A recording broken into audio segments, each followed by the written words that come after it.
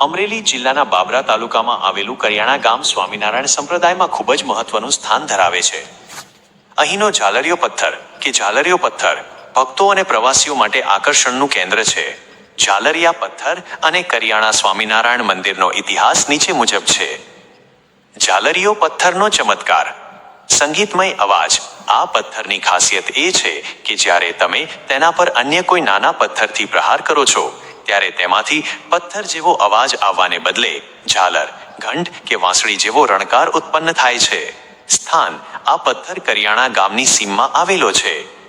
તેને નગારિયો પથ્થર તરીકે પણ ઓળખવામાં આવે છે. માનતા. સ્થાનિક લોકો અને હરિભક્તો માને છે કે ભગવાન સ્વામિનારાયણ જ્યારે કરિયાણા પધાર્યા હતા ત્યારે આ સ્થળો તેમના ચરણરજથી પાવન થયા હતા. કરિયાણા ગામ અને સ્વામિનારાયણ ભગવાન. પ્રસાદીનું ધામ. સ્વામિનારાયણ ભગવાન સહજાનંદ સ્વામી કરિયાણામાં અનેકવાર રોકાયા હતા. આ ગામ જીણાભાઈ દરબારનું હતું, જેઓ ભગવાનના પરમ ભક્ત હતા. મીણબાઈના ઓરડા. અહીં ભક્ત મીણબાઈના પ્રસાદીના ઓરડા આવેલા છે, જ્યાં ભગવાન રોકાયા હોવાનું મનાય છે. ધાર્મિક મહત્વ. કરિયાણામાં ભગવાન સ્વામિનારાયણે અનેક ઉત્સવો અને લીલાઓ કરી હતી.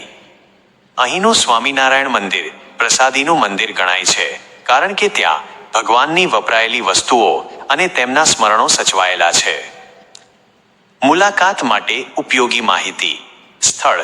કરિયાણા ગામ, તાલુકો બાબરા, જિલ્લો અમરેલી. અંતર. બાબરા શહેરથી આશરે 10 થી 12 કિમીના અંતરે આવેલું છે. શું જોવું? સ્વામિનારાયણ મંદિર, પ્રસાદીના ઓરડા અને થોડે દૂર સીમમાં આવેલો ઝાલરિયો પથ્થર. જો તમે આ સ્થળની મુલાકાત લેવા માંગતા હોવ તો ચોમાસા કે શિયાળા દરમિયાન જવું વધુ ઉત્તમ રહેશે, કારણ કે આસપાસનું કુદરતી વાતાવરણ ખૂબ જ સુંદર હોય છે.